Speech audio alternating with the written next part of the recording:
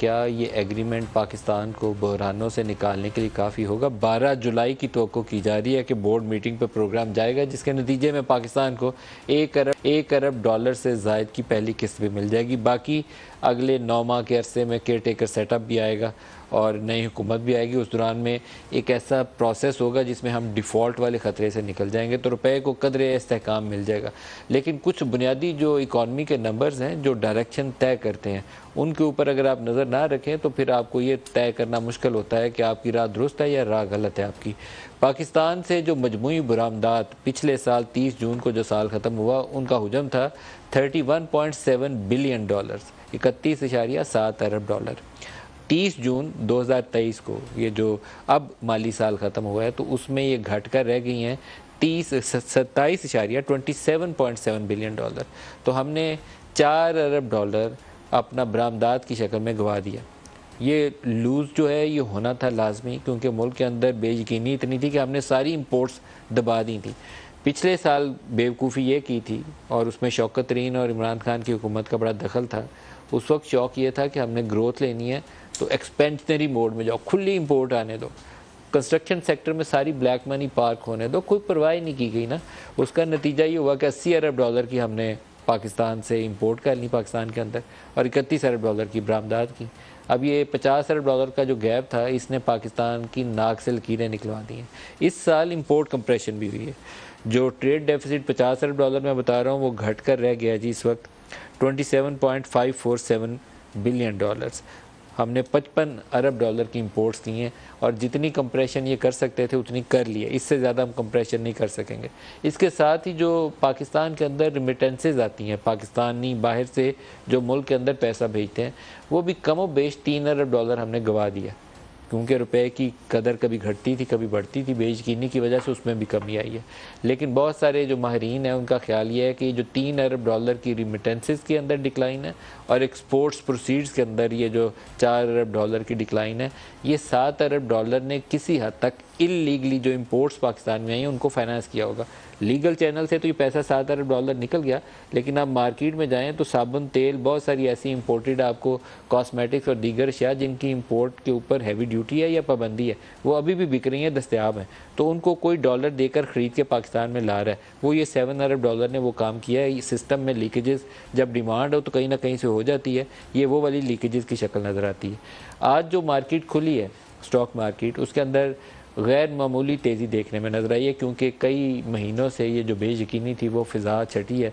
तो अब उम्मीद हुई है कि नहीं, अब पाकिस्तान आगे चलेगा। तो एक ही दिन में स्टॉक मार्केट ने छलांग लगाई और ऊपर चले गया। रुपया भी मजबूत हुआ, रुपया बेहतर हुआ। सस्टेनेबिलिटी क्वेश्चन मार्क, और सस्टेनेबिलिटी के लिए सबसे पहली यार्ड स्टिक है कि पाकिस्तान से बरामदात में इजाफा होना शुरू हो जाए। अभी नहीं होगा। अगर ये कहें कि हमने IMF से कर लिया और कल सुबह बरामदात में इजाफा हो जाएगा, नहीं होगा। इलेक्शन वक्त पे हो जाए, एक दिन की ताख़ीर ना हो, जो हुकूमत बने उसको सादा अक्सरियत मिल जाए, वो हुकूमत PMLN की हो, वो हुकूमत पाकिस्तान पीपल्स पार्टी की हो, वो हुकूमत पाकिस्तान तहरीक इंसाफ की हो, या इनमें से 2 जमातें कोलिशन बना के बनाएँ, लेकिन एक coalition government with a very clear direction कि हमने पाकिस्तान से बरामदात में इजाफा करना है, पाकिस्तान से जो कर्ज़े लेने की रफ्तार है उसको स्लो डाउन करना है, जो 22% पे हम पॉलिसी रेट ले गए हैं इसको 10-12% पे लाना है। इन्फ्लेशन रेट का जो भी लेटेस्ट नंबर है वो आज 29.4% है, जिसके ऊपर हुकूमत हो सकता है कि अभी बैठी गई मिठाई खा रही हो। पिछले महीने ही 38% था, तो 9% की उसमें कमी है। तो इसको हमने कम करके 6-7% पे लेके जाना है, और 5-6% की मिनिमम ग्रोथ चाहिए। ये सारा कुछ करने के लिए जो नई अब ये सियासी जमातें जो नए इलेक्शन में जाएंगी, इनके मैनिफेस्टोज़ में प्रोग्राम होने चाहिए। जो इमरान खान आपको कहे कि मैं आपको 1 करोड़ नौकरियां दूंगा और 50 लाख घर दूंगा, तो ऐसी किसी भी फ्रेम में आपने नहीं आना। आपने पूछना है आपके पास प्रोग्राम की तरह। कोई अगर आके इसहाक डार, कोई आके पीपल्स पार्टी से नवीद कमर या कोई और आके आपको ऐसे ख्वाब दिखाए कि हम आएंगे तो यहाँ पर दूध की नहरें बहना शुरू हो जाएंगी, तो पहले पूछें कैसे, आपके पास प्रोग्राम किधर है। अगर प्रोग्राम है, आपके ट्रैक रिकॉर्ड में ऐसी कोई चीज़ क्रेडिट है, तो फिर आके आप हमें बताएं। उसके बगैर आके आप कहेंगे कि हमारा तो रुपया 200 रुपये पे आ जाएगा डॉलर के मुकाबले में, आज 300 पे है, तो फिर आप उस इसहाक डार से ये सवाल करें कि आपने ये दावा कैसे किया था। कुछ ऐसी चीज़ जो लोग आपको खाली ख्वाब दिखा के वोट मांगने आए उनको वोट मत दीजिएगा। उनसे पहले प्रोग्राम पूछें, मजबूर करें इन सियासतदानों को, इन हुकूमतों को कि ये वो जो फंडामेंटल रिफॉर्म्स चाहिए उनके ऊपर अमल पैरा हों। हम पाकिस्तान को इस तरीके से मरने के लिए नहीं छोड़ सकते। मैं माजरत चाहता हूँ ये लफ्ज़ इस्तेमाल कर रहा हूँ। आधा मुल्क हमने गवा दिया है और उसको हम भूखा नंगा कहते थे, वो आज $50 अरब की बरामदात करके $50 अरब के रिजर्व्स पे बैठा हुआ है। हमसे ज़्यादा साउथ एशिया की फास्टेस्ट ग्रोइंग इकॉनमी है इस वक्त बांग्लादेश, और हमारी रुपये की कदर इस वक्त बांग्लादेश से भी नीचे, अफ़गान से भी नीचे, अफ़गानिस्तान से भी नीचे है। जहाँ पिछले 2 दहाइयों से जंग जारी थी, हम कदर में रुपए की इस वक्त उससे भी नीचे गिरे हुए हैं। तो क्या हमारे लिए जागने का, आंखें खोलने का मौका नहीं है कि हम जाग जाएं?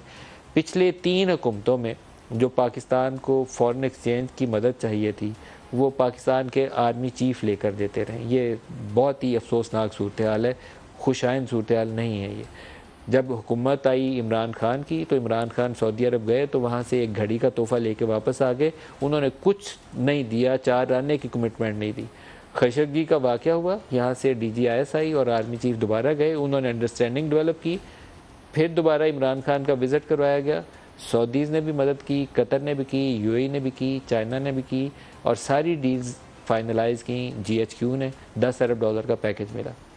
दरमियान में मसाइल आए, 2 दफ़ा जनरल बाजवा ने इंटरवीन किया, और अभी मौजूदा हुकूमत को ये जो अरसा गुजरा है इनका, अप्रैल 2022 से लेकर आज जुलाई की इस तारीख तक, जिस तरीके से भी हुकूमत चलाकर यहाँ तक पहुँचे हैं, अब ये रिवाइवल ऑफ IMF प्रोग्राम हो, सऊदी असिस्टेंस की दोबारा फराहमी हो, या चाइनीज़ लोन का रोल ओवर हो, दोबारा आर्मी चीफ ने ये रोल ओवर करवा के दिए, दोबारा सऊदी से पैसे लेके दिए। हमारे सियासतदानों की साख है ही नहीं है, और जो थोड़ी बहुत इतनी सी थी वो इस्टेब्लिशमेंट की उस अप्रोच ने ख़त्म कर दिया जिसमें इनको चोर, डाकू या पाकिस्तान दुश्मन या मोदी का यार करार दिया जाता है या सिक्योरिटी रिस्क करार दिया जाता है। तो हमें पूरा स्ट्रक्चर अपना सोचने की ज़रूरत है कि सुप्रीम कोर्ट एग्जेक्टिव का काम करने की कोशिश ना करे, इस्टेब्लिशमेंट जो है फाइनेंस मिनिस्ट्री या वजारत दाखिला या फॉरेन मिनिस्ट्री चलाने की कोशिश ना करे, और हुकूमत चलाने का ही काम करे, वो सिर्फ इस्टेब्लिशमेंट की खुशनुदी में ना मसरूफ़ रहे। आज वज़ीर आज़म ने जो आर्मी चीफ के मतलब बयान दिया है कि उन्होंने उनकी मदद से हमें सऊदी अरब से पैसे मिले हैं, ये दुरुस्त और सच्चा बयान है। इसके अलावा सऊदी अरब हमें पैसा ही नहीं देते। सुनिए क्या कहा है उन्होंने। सऊदी अरब से 2 बिलियन सेक्रेटरी ने ये मैसेज मुझे दिया, डायरेक्टली भी और फातमी साहब के ज़रिए भी, कि यूनाइटेड नेशंस के जनरल सेक्रेटरी ने ये पूछा है कि मज़ीद पाकिस्तान को इस बारे में कोई मदद चाहिए तो मैं हाज़िर हूँ। न सिर्फ मैं MD जॉर्जिवा का, और अभी कल फिर मुझे मैसेज मिला बिलावल भुट्टो साहब का, उनको फॉरेन सेक्रेटरी ने ये मैसेज मुझे दिया। इख्तिसार के साथ मैं कहूँगा टीम वर्क, अगले कम से कम अगले 15-20 साल अपने अपने दायरे में रहते हुए हम मिलकर काम करेंगे तो इंशाअल्लाह तरक्की हमारे कदम चूमेगी। अल्लाह ताला के फज़ल